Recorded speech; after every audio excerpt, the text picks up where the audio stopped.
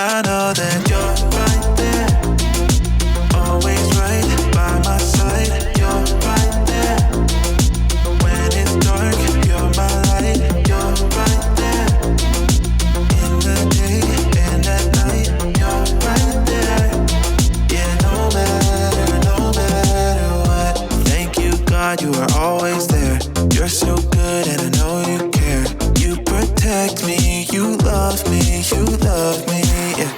It may be hard to understand it, but you know just what the plan is, so I can believe without seeing it. Oh, that you're right there, always right by my side. You're right there, when it's dark, you're my light. You're right there, in the day and at night. You're right there, yeah, no matter what. When I'm lost, you show the way. You are with me every day, every place, everywhere. I know that you'll be there. It may be hard to understand it, but you know just what the plan is, so I can believe without seeing it, You're right there, always right by my side. You're right there, when it's dark, you're my light. You're right there, in the day and at night. You're right there, yeah, no matter what, no matter what, no matter what, yeah, no matter what. I know you're moving, I'm gonna follow. I know you're moving, so I'm gonna follow. Yeah, I know you're moving, so I'm gonna follow. I know you're moving, so I'm gonna follow. You're right there, always right by my side. You're right there, when it's dark, you're my light. You're right there, in the day and at night. You're right there, yeah, no matter what.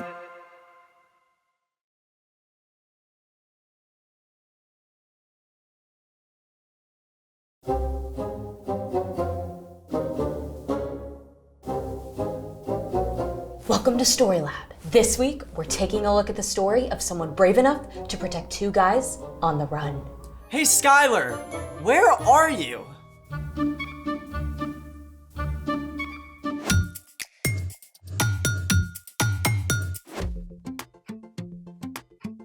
Hey, I'm Skylar. And I'm Sebastian. We're talking about how God can help us be brave when we face difficult things. Do you consider yourself to be a brave person? Well, yes. I mean, it depends on what I need to be brave for.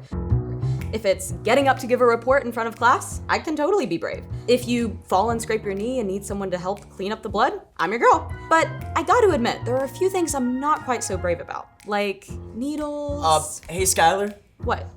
Don't panic, but Get Got it. Whew. Thank you for stepping up. I mean, stomping down. Hey, wait a minute. This is totally fake. And that was not a fake scream. I thought you were being heroic. But you set me up. True. You owe me. Well, also true. How about you get to choose what we get to do today? I know just the thing to explore. Let's discover it. All right, what do you get? Okay, so you protected me from that spider. Chivalry isn't dead. Yeah. All right, but in the wild, there are different animals that actually do protect each other from danger. This I did not know. First up, we're traveling to Africa. Zebras and ostriches. Yep, they're both prey for faster animals who want to eat them. Zebras have great eyesight, but they don't have a good sense of smell. And ostriches have terrible eyesight, but they do have an awesome sense of smell. So they work together. Exactly. The ostriches alert the zebras if they smell a dangerous predator, and the zebras alert the ostriches if they see trouble. That's amazing. Next up, we're heading to the tropics. We found Nemo! But I don't see who Nemo is protecting. The sea anemones. Oh, very cool. Sea anemones sting, but clownfish release a substance to protect themselves, so they can hide from prey in the sea anemones. Well, how do the clownfish help the sea anemones? Well, they attract prey to keep the anemones fed, and the clownfish get rid of harmful parasites that could hurt the anemones. Very handy. Now, if you travel to southern Africa, you can't overlook A meerkat! and a drongo bird. The bird keeps a lookout while the meerkat hunts. If a predator shows up, the drongo warns the meerkat so it can run to safety. But the meerkat usually drops its food, so the bird gets a free lunch. Definitely an unexpected partnership. Speaking of which, it's time for The story before the story. Today we're in Joshua, the 6th book in the Bible. In the beginning, God created the whole world and everything in it, including people. But when people turned away from God, the world was broken, and so was our friendship with God. Still, from the beginning, God had a plan to restore it all. God chose one man, Abraham, and promised to bless the whole world through his family. For hundreds of years, Abraham's descendants, the Israelites, were enslaved in Egypt. Then, God called Moses to lead them to freedom.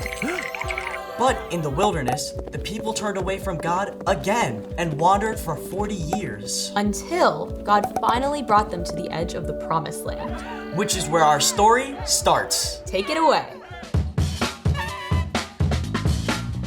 Hey everyone, I'm Colin. After 40 years camping out in the wilderness, God's people finally arrived at the Jordan River. When Moses died, God chose Joshua, who had shown great courage, to lead the Israelites. Joshua, I want you and all these people to go across the Jordan River. I will give you every place you walk on. Be strong and very brave. But this new land was not empty. A walled city called Jericho stood on the other side of the river, and the people who lived there worshipped false gods. Joshua knew that he must be wise as well as brave. Go and look over the land. Check out Jericho. We've got this. On it. So the spies snuck across the river and entered Jericho. A woman named Rahab offered them a place to stay. Now, the people of Jericho already knew about the Israelites, how their God had led them through the Red Sea and helped them defeat their enemies. So when word reached the king of Jericho that Israelite spies were in the city, he panicked. By order of the king, bring out those men who've come to your house. It's true that the men came here, but I didn't know who they were. They left at sunset. Rahab claimed the men were gone, but actually she had hidden them. See, Rahab's home was built into the city wall. Knowing the men were in danger, she had taken them up to the flat roof and piled flax to hide them. No one will find you here. Don't move until I return. Rahab even sent the king's messengers on a wild goose chase. I don't know which way they went. Go after them quickly. You might catch up with them. Now, did Rahab just tell a lie? Yup. But she did it to save the lives of the spies who would have been killed otherwise. The king's men believed Rahab. They quickly left the city to hunt for the spies. Rahab went up to the roof to talk with the two men she had hidden. Are they gone? They think they're chasing you back to the Jordan. Thank you. Look, I know the Lord has given you this land. We've heard the stories of what your God has done, and we're all afraid of you. The Lord your God rules heaven and earth. You're not an Israelite, but you speak truth. Just promise that you'll be kind to me and my family. Don't let us be killed. You're saving our lives, so we'll save yours when the Lord gives us this land. The city gates were shut for the night, so there was no way for the spies to get out of town, except through the wall itself. I'll lower you out the window, then go hide in the hills for 3 days until the king's men return. After that, you can go home. Just one more thing. When all the Israelites together enter this land, you must tie a bright red rope in the window. Then bring your whole family into the house and stay here. If you don't tell anyone what we're doing, we promise you'll be safe. I'll do exactly what you say. Rahab lowered the men on a rope and they escaped into the hills. At the end of 3 days, the king's men returned to Jericho and the spies made their way back across the Jordan. The Lord has given the whole land over to us. All the people are weak with fear because of us. You may may have heard how the rest of the story goes. The Israelites crossed the Jordan River, and God gave Joshua instructions for the army to march around the city for 7 days in a row. On the 7th day, they marched around the city 7 times and then shouted out together, and the walls of Jericho crumbled down. The Israelites were able to walk right in and capture the city. But the spies went immediately to Rahab's home and rescued Rahab and her family, just as they had promised. Because of Rahab's courage, she and her whole family were saved. The end. Wow. Rahab was seriously brave. I wonder how she knew to trust the one true God. We don't know how that came about. But after this, Rahab became part of God's family. In fact, she was the great-great-grandmother of King David, and she's even mentioned in the book of Matthew as part of the family line of Jesus. That's pretty cool. So, what's our part in the story? Rahab took a huge risk when she helped the spies. But even though she was not an Israelite, she chose to trust the one true God and showed incredible courage. She trusted God, and God helped her be brave enough to do something really hard. That's right. Courage often looks like standing up for someone else. Like if you're with a group of kids and they start making fun of someone, you could be brave and you could say something kind or nice about that person. Or choosing to welcome the new kid while everyone else hangs back. Sometimes showing courage means trying something new or different, like playing games with the residents at a retirement home. Or serving meals to people who don't have homes. When you need courage, ask God. God can help you be brave and show love to someone who needs your help. When you do that, others can see God at work in and through you. I think you've got it. See you next time. Bye. So here's the thing. God can give you courage to help someone in need. Someone at school. Or home. Or in your neighborhood. You just never know who might need you to be brave for them. Like? Yeah. Hey, they're friends. The humming frog gets its food by eating the tarantula's leftovers. And the frog protects the tarantula by eating the ants that would destroy its eggs. I think I'd be okay with the destruction of tarantula eggs. Well, thanks for joining us in the Story Lab. See you next time. Hey, Sebastian. That was really funny. I know.